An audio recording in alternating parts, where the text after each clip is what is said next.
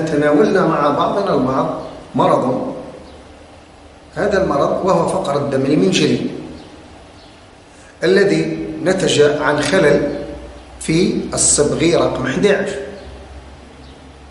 الذي يحمل المورثة المسؤولة عن الكريات الحمراء، وبالضبط عن مادة الهيموغلوبين التي تأخذ في الأخير الكرية الحمراء شكل منجلي أو شكل هلالي، ومن ثم سمي بمرض فقر الدم المنجلي. سنحاول عزيزي الطالب وإياك أن نتطرق إلى مرض ثاني عافاني الله وإياكم من هذه الأمراض، وهي أمراض وراثية. هذا المرض اسمه مرض النعوض. مرض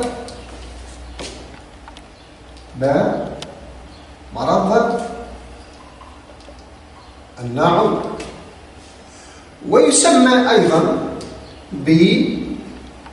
بالهيموفيليا. إذن المرض الثاني الذي سنتناوله وإياك وهو مرض النعوض. يسمى هذا المرض أيضا كما قلت سابقا بالهيموفيليا. نحاول أن نأخذ هذا المرض كمصطلح ونعرفه مع بعضنا البعض. الشيء الذي من خلال ما سبق أننا أكدنا عليه أنه مرض وراثي. إذن الشيء الأول وهو أنه عبارة عن مرض وراثي، بمعنى أنه ينتقل من الآباء إلى الأبناء. مرض وراثي نتيجته هذا المرض محمول على صبغ معين. إذن مرض وراثي يؤدي أو يتميز. ما هي ميزة هذا المرض؟ أنه يتميز العامل الممرض لتخثر الدم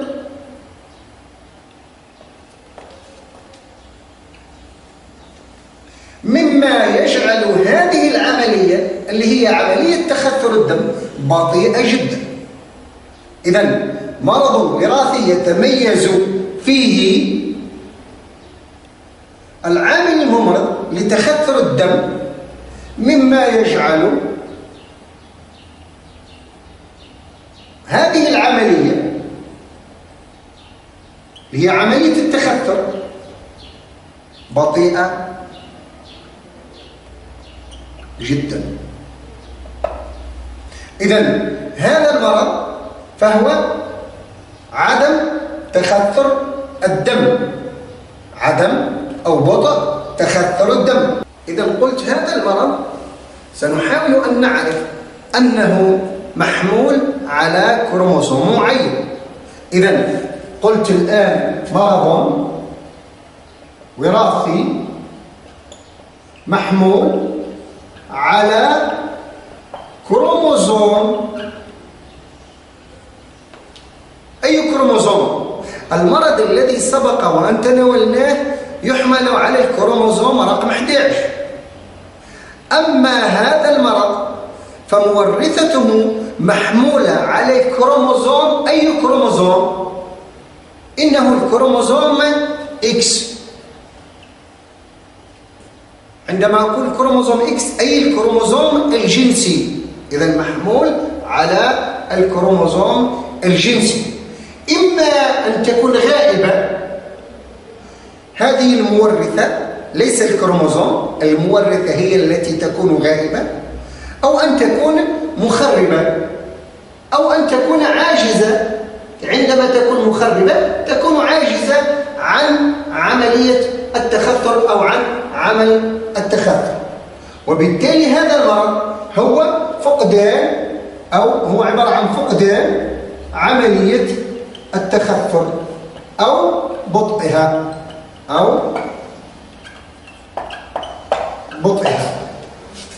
هذا المرض ينتج أكيد في أو يوجد في الصبغ إكس محمول على الصبغ إكس.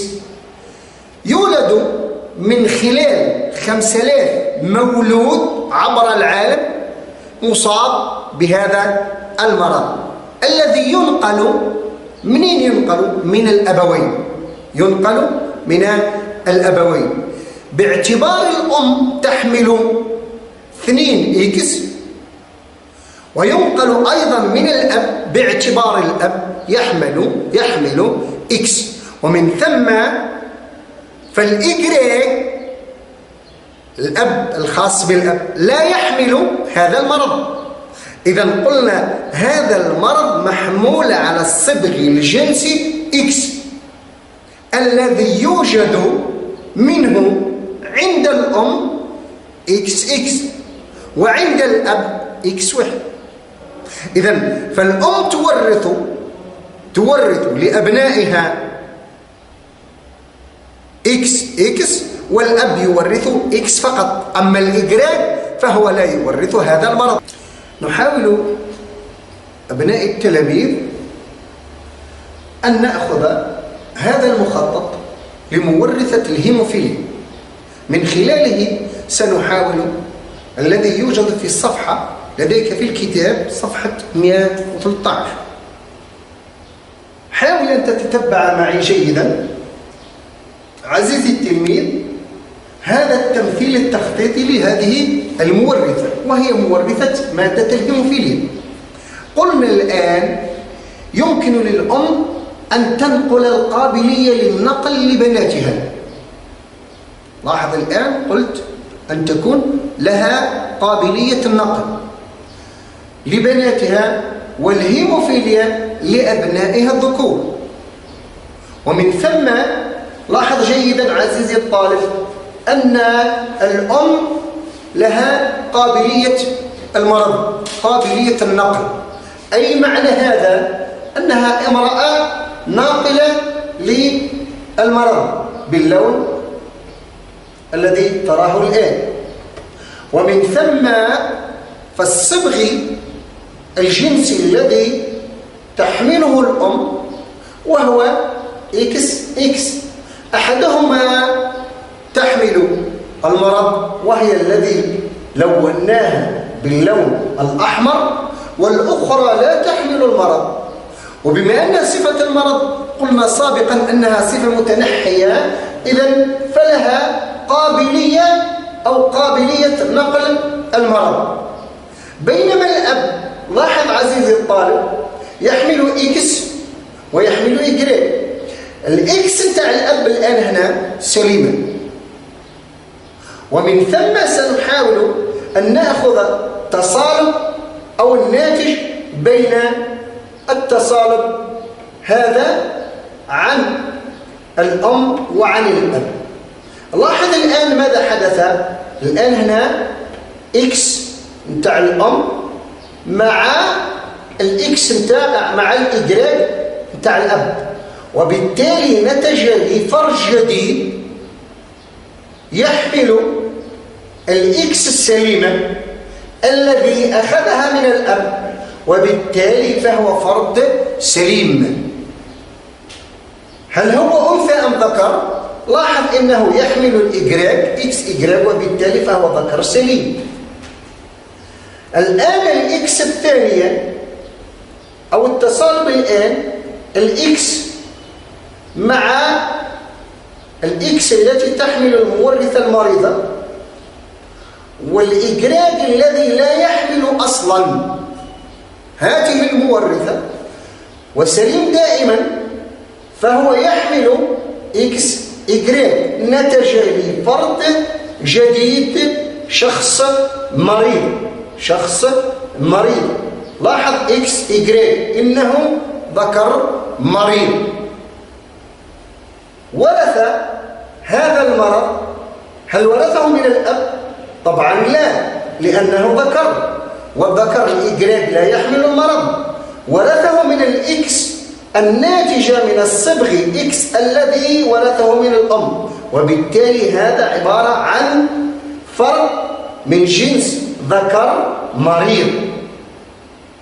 ثم بعد ذلك لإكس سليمة من الأم وإكس سليمة من الذكر، أعطت لي أنثى إكس مرتين، أعطت لي أنثى. هل هي مريضة؟ طبعا لا، لأنها تحمل الإكس السليمة من الأب كما تحمل أو ورثت الإكس السليمة من الأم. ومن ثم ظهرت هذه أو هذا الفرد الذي من جنس أنثى وهو فرد سليم، بينما الفرد الآخر والذي إكس من الأب وهو الإكس السليم والإكس المريض أو الإكس الذي يحمل الصفة المتنحية وهي صفة المرض، نتج عن ذلك فرد جديد أنثى. ما هي هذه الأنثى؟ امرأة ناقلة، باعتبار أن الإكس هنا هو صفة متنحية. ومن ثم فهذه المرأة أو هذا الفرد الناتج أو الجيل الناتج عن هذا التصارف فهو امرأة أو فهي امرأة تحمل إكس سليمة وإكس غير سليمة، أو إكس لا تحمل المورثة العادية وإكس تحمل المورثة الغير العادية. ومن ثم نتجت لي امرأة ناقلة لهذا المرض. ومن ثم عزيزي الطالب هذا الشرح الذي أخذناه موجود لدينا الآن. قلنا أن البنات والأولاد يرثون من أحد الكروموزومات الجنسية. البنات والأولاد يرثون من أحد الكروموزومات الجنسية، إما من الأم أو من الأب. ويمكن للبنات أن يكون ناقلات للمرض، ناقلة للمرض، والذكور مصابون بالمرض. هذا الذي نتج من الإكس التي تحمل صفة المرض فهو ذكر مريض. يكون خطر النقل 1/2، ومن ثم فهو نصف النقل أو نصف يكون حامل المرض أو حامل ناقل المرض. أما الصورة التي تقابلها والتي فيها احتمال آخر، هذا الاحتمال وهو أن الأب له مورثة إكس هي التي تنقل هذا المرض، مع أن الأم سليمة. لاحظ، فالأم سليمة تحمل إكس سليم وإكس سليم، أو إكس يحمل المورثة العادية والإكس يحمل المورثة العادية، بينما الأب يحمل إكس لكنها تحمل المورثة غير العادية. فالأب الآن هنا لا يمكن أن يكون يحمل المرض، لكنه إنه مريض ينقل المورثة. الآن الأب ينقل المورثة. ومن ثم عزيزي الطالب سنحاول أن نتتبع مع بعضنا البعض في هذه الوثيقة هذه التصالبات بنفس الطريقة الأولى، وهي طريقة الاحتمالات. إذا كانت الأم ورثت الإكس والإجرام لهذا الفرد فهو فرد جديد من جنس ذكر سليم، فرد جديد من جنس ذكر سليم. لماذا؟ لأنه أخذ الإجرام من الأب، والإجرام أصلا لا يمكن له أن يحمل مورثة المرض، والإكس الثانية التي حملها من الأم وهي سليمة. نتج عن هذا فرد جديد ذكر سليم. الثاني وهو أن الإكس الثانية للأم السليمة مع الإجرام الذي لا يحمل أصلا مورثة مريضة وبالتالي نتج عنه أيضا ذكر سليم. إذن الآن هنا ماذا نتج الآن؟ فردين من جنس ذكر لا يحملان المرض أصلا، وبالتالي فهما فردين سليمين. أما الجهة الموالية والتي هي عبارة عن إكس يورثها الأب، هذه الإكس هي التي تحمل المورثة التي وقع عليها الخلل. لاحظ عزيزي الطالب هذا التصالب، إن حضرت هذه الإكس أو هذا الإكس انحدر أو ورث من الأب إلى البنت، كما ورثت الإكس من الأم إلى البنت، فأصبحت البنت تحمل إكس مريضة وإكس سليمة.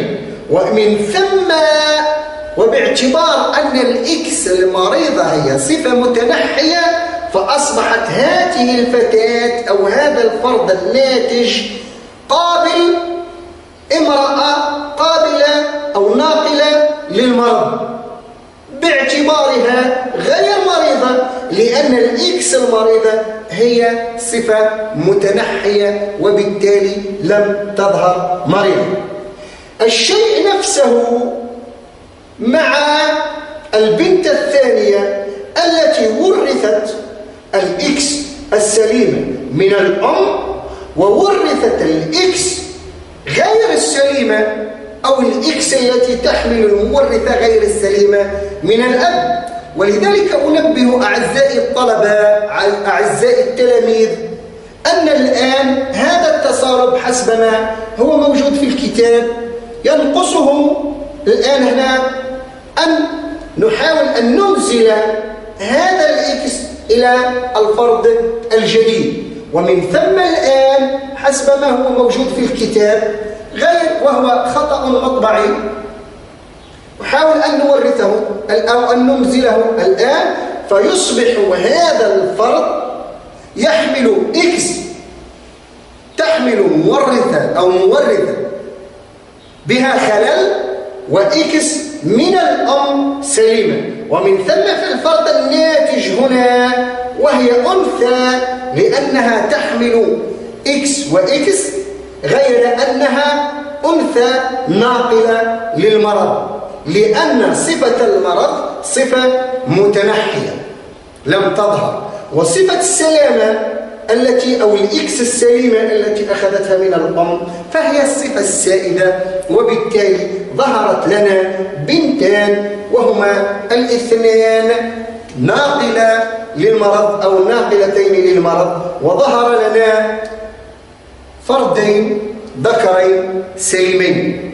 ومن ثم عزيزي الطالب قلنا أن يرث الأطفال الذكور الصبغ الجنسي إجراء من أبيهم سليما. واعلم عزيزي الطالب مثل ما قلنا سابقا أن الإجراء لا يمكن أن يحمل هذه المورثة التي حدث بها خلل، وبذلك لا يكونون مصابين بالهيموفيليا. ومن هنا نتج لي فردين من جنس ذكر سليمين.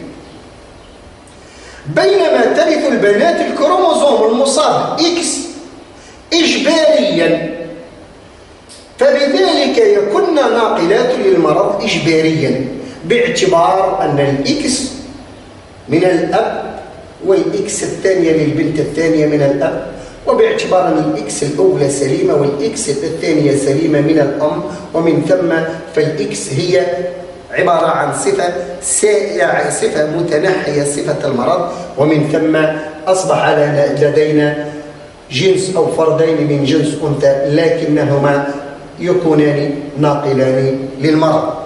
أبنائي التلاميذ، نستمر مع بعضنا البعض في تفكيك التساؤل الذي ما العلاقة القائمة بين مرض وراثي وإتلاف مورثة في التعليم الثالثة والتي بين يديك في الكتاب. مثل الصبغيات الجنسية لطفل ذكر مصاب. مثل الصبغيات الجنسية لطفل ذكر مصاب. إذن ذكر مصاب، وآخر سليم، أي أنه ذكر سليم، وبنت ناقلة للمرض، بنت ناقلة للمرض. سنحاول عزيزي الطالب وإياك أن نمثل هذه أو على هذه الصبغيات. لاحظ عزيزي الطالب أننا أولا يجب أن نتفق وإياك على الصفة التي سنمثل بها صفة المرض المتنحية، والصفة الثانية التي سنمثل بها صفة السلامة، وهي الصفة السائدة. نحاول مع بعضنا البعض أن هذا عبارة عن ذكر، أن نمثل ذكر مصاب. نتفق على أن هذا اللون مصاب، واللون الآخر أو المربع الفارغ غير مصاب، بمعنى أنه سليم. إذن اتفقنا على أن المربع الملون باللون الأحمر مصاب، وأن المربع غير الملون بالأحمر سليم. ومن ثم الآن سنحاول أن نمثل ذكر مصاب، مثل ما نعرف سابقا أن الذكر يحتوي على إكس وإجريك. دائما الذكر يحتوي على إكس وإجريك، وقلنا أن الإكس هي التي تحمل المرض، بمعنى أن هذا الذي سنعينه أو سنمثله أنه ذكر سليم، بما أنه ذكر يجب أن تكون أو يكون إكس إجريك، وعندما يكون مرض أو مريض فسنضع هذه العلامة التي اتفقنا عليها أنها تمثل الشخص المصاب أو المورثة التي وقع عليها الخلل والتي تقع على الإكس المصاب. إذن فهذا الإكس أصبح مصاب، وبالتالي هذا الفرد إنه فرد ذكر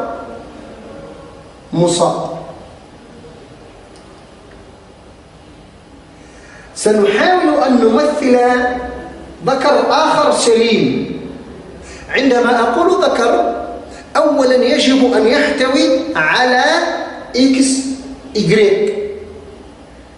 إذن فهو يحمل الصفة الجنسية وهي إكس إجريك، وسنحاول أن يحمل الصفة الأخرى وهي أن يحمل المورثة السليمة على الصبغ الجنسي الإكس. إذن فالصبغ الجنسي إكس سليم، أي أنه غير مصاب، وبالتالي فقد وضعت عليه الرمز الذي اتفقت وإياك عليه أنه يمثل السلامة أو يمثل المورثة السليمة التي لم يقع عليها الخلل. وبالتالي الآن لدينا هذا الفرد إنه فرد ذكر سليم.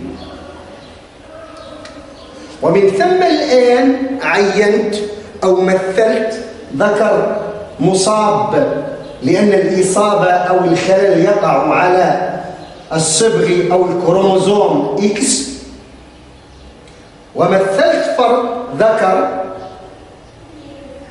ذكر والسلامة أو المورثة السليمة التي لا يوجد عليها خلل تقع على إكس. إذن فالإكس الثاني لا يحمل المورثة المريض. ثم نمر إلى الجنس الآخر وهو الأنثى. في التعليم قال وبنت ناقلة للمرض. بنت ناقلة للمرض بمعنى أنها تحتوي، عندما أقول بنت إذن فهي تحتوي على 2X. وعندما أقول أنها ناقلة للمرض بمعنى أن أحد صبغيها يحمل المرض، وبالتالي هذا عبارة عن حامل المرض مصاب، إكس مصاب. نحاول أن نلونه باللون الأحمر لإصابته أو لتمثيله أنه مصاب. أما الصبغ الثاني الجنسي الذي هو عبارة عن إكس فهو سليم. ومن ثم وباعتبار أن صفة المرض صفة متنحية مثل ما قلنا سابقا، إذن فهذا بنت ناقلة للمرض. إذن بنت ناقلة للمرض. عزيزي الطالب، سننتقل وإياك إلى بنت تحمل في طياتها أو في صبغياتها إكس أول غير سليم، والإكس الثاني هو الآخر غير سليم. ومن ثم صار لدينا الصفة الأولى المتنحية والتي هي صفة المرض المنقولة على المورثة إكس أو على المورثة التي تحملها أو يحملها الصبغ إكس. والصبغ الثاني الذي هو أيضا إكس إنه هو الآخر يحمل نفس المورثة والتي هي المورثة المصابة وغير السليمة والتي تحمل الخلل. ومن ثم صار لدي عند هذه الفتاة، إذن أكيد فهي بنت لأنها تحمل 2X، والإكس الأولى تحمل في طياتها مورثة أو الصبغ الأول يحمل مورثة المرض، والصبغ الثاني يحمل مورثة المرض. ومن ثم فهذه الفتاة أو هذه البنت إنها بنت غير سليمة أو مريضة. بقي لي جزء آخر عزيزي التلميذ أردت أن نمثله وإياك، وهي هذه بنت مريضة، بنت ناقلة للمرض. البنت الموالية، وعندما أقول بنت إذن أكيد فهي تحمل إكس من الأم وإكس من الأب. هذه البنت سنحاول أن نمثلها بنت سليمة، أي أن الإكس الأولى سليمة لا تحمل المورثة المريضة، والإكس الثانية هي الأخرى سليمة لا تحمل المورثة المريضة. ومن ثم الآن صار لدي بنت، وعندما أقول بنت أي أنها تحمل 2X، هل هي مريضة مثل هذه التي تحمل مورثتين مريضتين أو يحملان المورثتين اللذين يقعان بهما الخلل، أم الثانية التي X تحمل المورثة المريضة والثانية هنا تحمل المورثة السليمة؟ وبالتالي فهي الآن الإكس الأولى تحمل مورثة سليمة، والإكس الثاني تحمل مورثة سليمة. ومن ثم نتجت لي بنت سليمة. بهذا عزيزي الطالب نقول أننا أجبنا على التعليم رقم ثلاثة، والتي هي مثل الصبغيات الجنسية لطفل ذكر مصاب وآخر سليم، ثم بنت ناقلة للمرض. لاحظ أنها ناقلة للمرض. وبعد ذلك أضفنا وإياك بنت مريضة لاحتوائها على صبغيين يحملان المورثتان المريضتان أو المورثتان اللتان أو يقع بهما الخلل. والبنت الثالثة التي أضفناها هي الأخرى، فهي بنت صبغياها يحملان مورثات سليمة لا يوجد بها خلل، وبالتالي ظهرت بنت سليمة. هنا عزيزي الطالب قد مثلنا أو أجبنا على التعليم الثالثة التي توجد في كتابك. إذن من خلال التعليمات التي أجبنا عنها والتعليم الثالثة ننتقل مباشرة عزيزي المتعلم، أبناء المتعلمين، أبناء التلاميذ، إلى التعليمة رقم 4، والتي تقول كالتالي: قارن بين نمط نقل مورثة فقر الدم ونمط نقل مورثة الهيموفيليا. إذن لقد أخذنا نمطين، نمط الأول وهو نمط مورثة نقل الدم المنجلي، والثانية وهي المورثة لمرض الهيموفيليا. من خلال هذا الجدول الذي أخذناه والذي يبين لي المقارنة بين نمط نقل مورثة أو مورثة الدريبانوسيتوز ونمط نقل مورثة الهيموفيليا.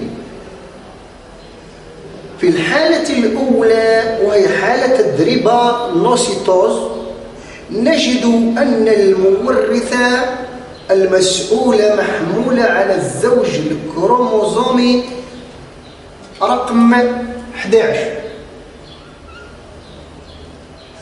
بينما في حالة مرض الهيموفيليا أو مورثة مرض الهيموفيليا نجد أن المورثة مسؤولة على الزوج الصبغي الجنسي X.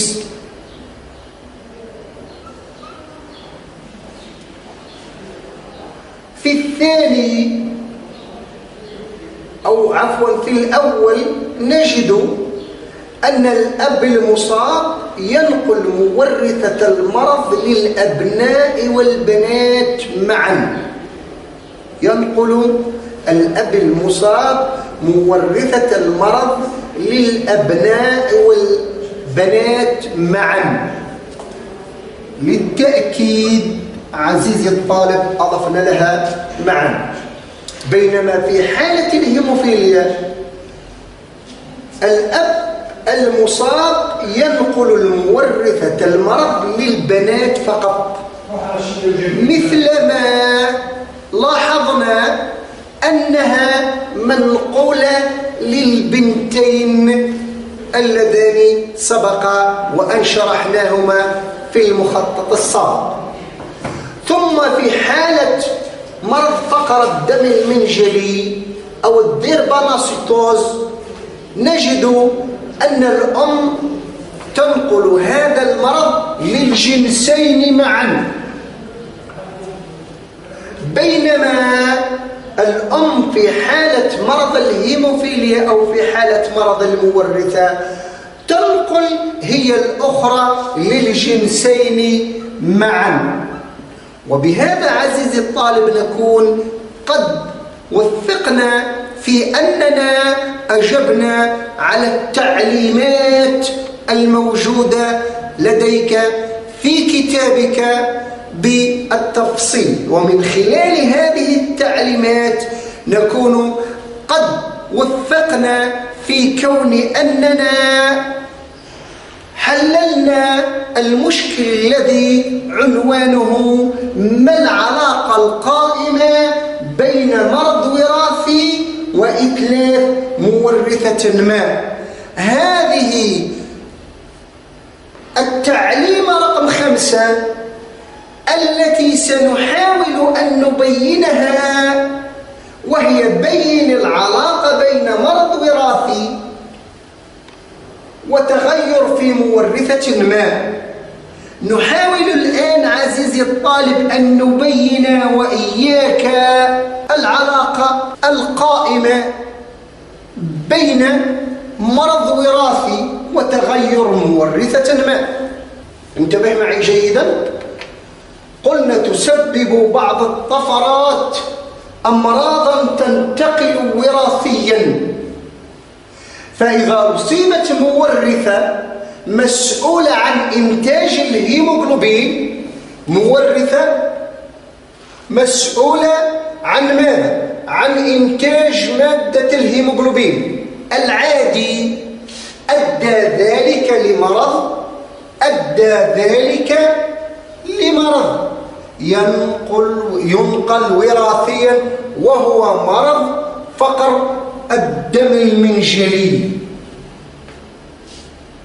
أما إذا أصيبت المورثة المسؤولة أو مورثة مسؤولة عن تخثر الدم، أدى ذلك لمرض ينقل هو الآخر وراثيا، ألا وهو مرض الهيموفيليا. مرض الهيموفيليا، وهذا ما يؤكد وجود علاقة بين من هذه العلاقة؟ بين طرفين، أي بين الطفرات الوراثية والأمراض التي تنقل وراثيا.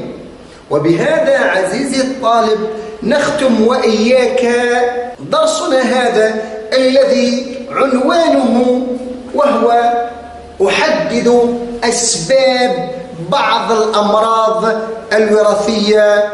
والسلام عليكم ورحمة الله تعالى